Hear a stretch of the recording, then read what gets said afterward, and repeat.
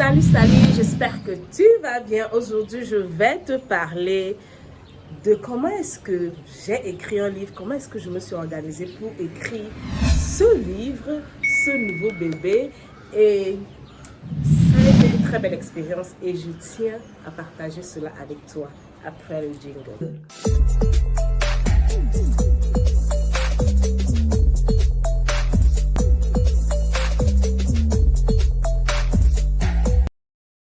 Coucou à toi, j'espère que tu vas bien. Bienvenue dans ma chaîne YouTube. Je suis au Cameroun et je suis en train de passer un moment exceptionnel entre mes affaires et la dédicace de ce livre.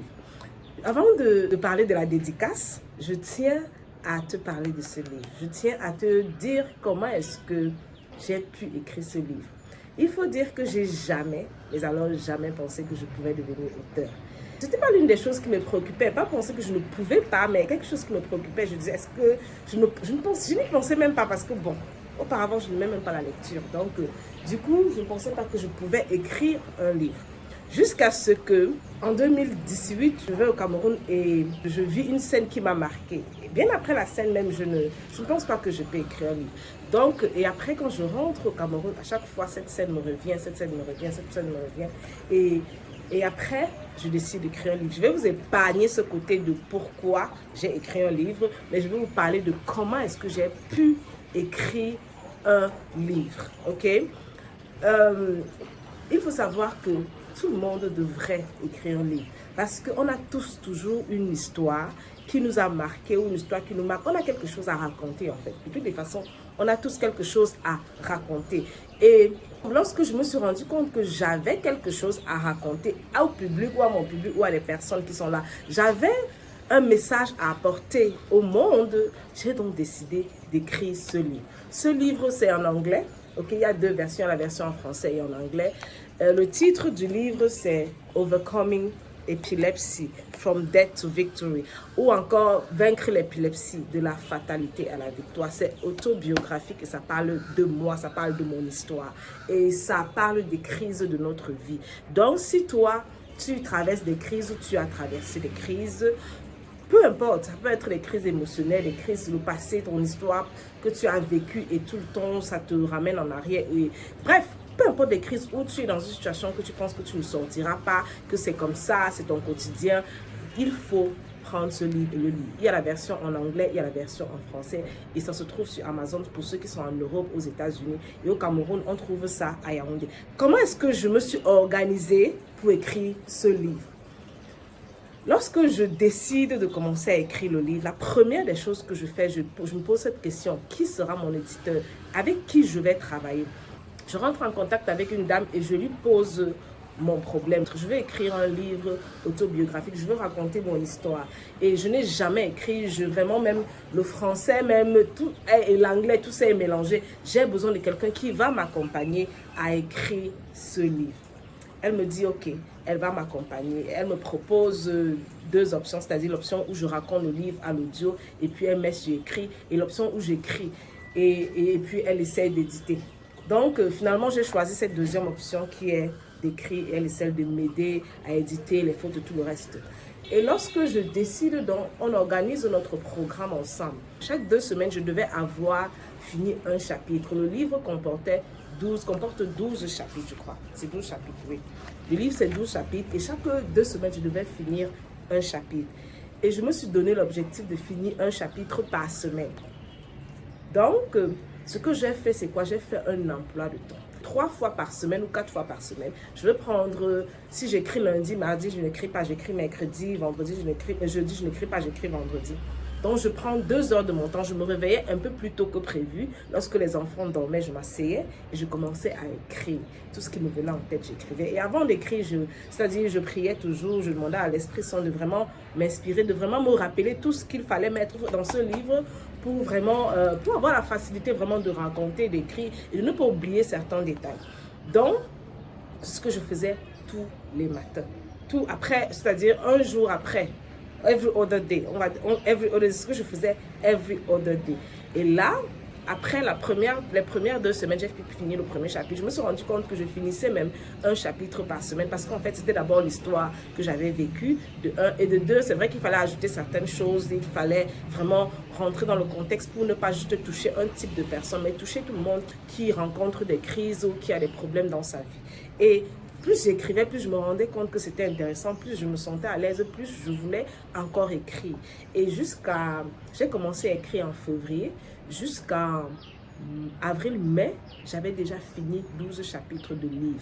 Et c'était à l'éditrice de faire son travail. Donc, à chaque fois que j'écrivais, j'envoyais à l'éditrice. Chaque fois que je finissais un chapitre, j'envoyais à l'éditrice. Et jusqu'à mai, j'avais fini d'écrire les 12 chapitres. Maintenant, il me fallait faire l'introduction, la conclusion et tout ça, et tous les remerciements, tout ce que ça comporte autour.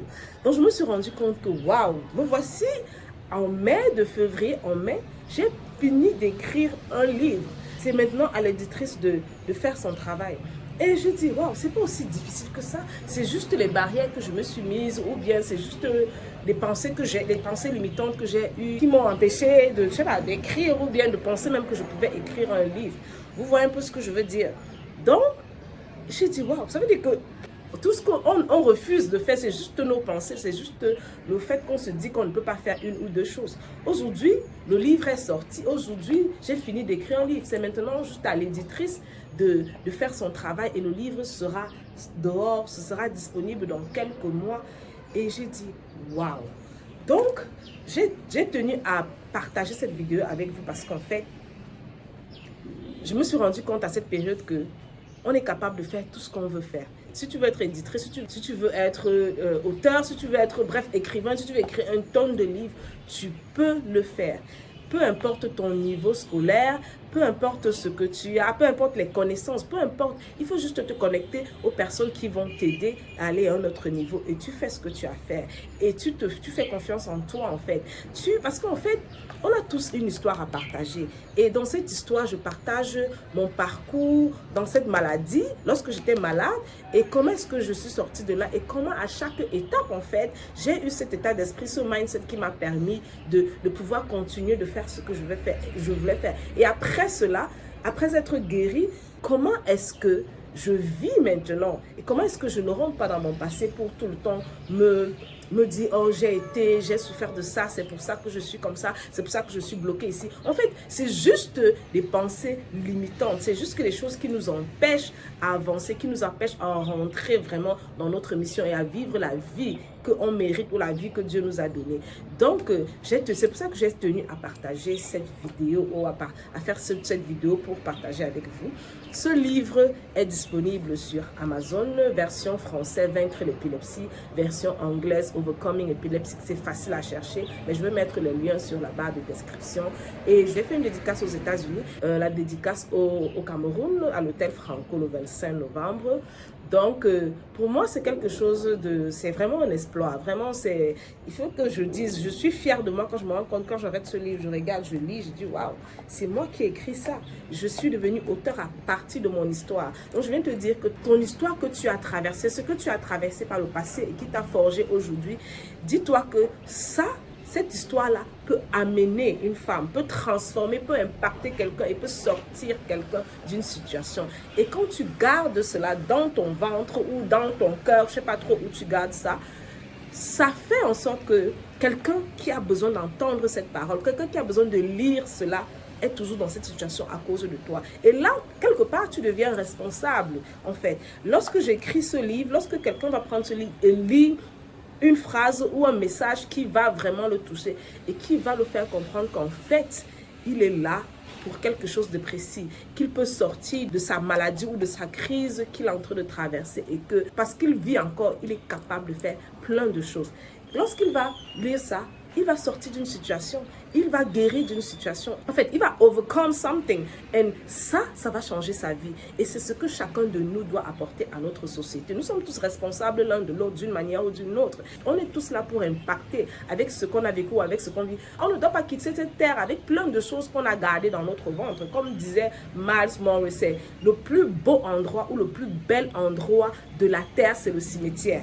Parce que dans le cimetière ou au cimetière, on a tellement de personnes qui sont mortes sans laisser, sans faire ce qu'elle devait faire, sans écrire les livres, sans ouvrir des entreprises, sans impacter les personnes qu'elle devait impacter, elles sont finalement mortes. Et il a dit ceci que we have to die empty. Let's all die empty. Qu'on doit tous mourir vite. C'est-à-dire que lorsqu'on meurt là, ou lorsque notre temps arrive, on regarde à gauche et à droite, on dit j'ai quand même fait, j'ai quand même laissé ce que je devais laisser sur la terre. Et je sais que même si je ne suis pas là, des vies seront transformées. Et vraiment, je t'invite, toi qui es encore en train d'hésiter à l'écriture, qui est encore de se dire, qui a des pensées limitantes, qui se dit, oh, est-ce que je peux, est-ce que je suis allé à l'école, qu'est-ce que je vais même dire? Tu as quelque chose à dire. On a tous quelque chose à dire. On a tous un moyen de le transmettre. Lève-toi, juste prends la décision et Dieu va t'accompagner. Tu vas te rendre compte que waouh, tu n'as même pas l'idée de ce que tu peux transmettre aux gens. Donc, c'est tout pour cette vidéo. Je t'invite à cliquer, à commander le livre sur Amazon, sur Amazon, les deux versions, Overcoming Epilepsy et Vaincre l'épilepsie, à nous suivre dans nos réseaux sociaux. On a une page Facebook, Overcoming Epilepsy. On a un site web, overcomingepilepsytogether.net. Tu vas essayer de comprendre mieux pourquoi on a écrit ce livre et quel est le projet derrière ce livre. Et si tu veux nous contacter, je vais laisser un lien pour que tu prennes un rendez-vous gratuit avec nous pour nous contacter. Si c'est pour le livre, si c'est pour un business, parce que oui, je suis entrepreneur, j'aide les femmes à créer leur marque de produits capillaires, j'aide les femmes à créer leur marque de mèches, j'aide les femmes à vraiment restaurer leur business si elles ont des problèmes de gestion d'employés, de gestion, bref. Si vous avez ce besoin, contactez-moi. Activez la cloche de notification pour ne rien rater parce que les vidéos aussi intéressantes arrivent et je vais vous dire le pourquoi j'ai écrit ce livre, quelle est l'histoire derrière ce livre et qu'est-ce qu'il viendra faire dans la vie de chacun de nous. C'était tout pour cette vidéo, on se dit à la prochaine, ciao.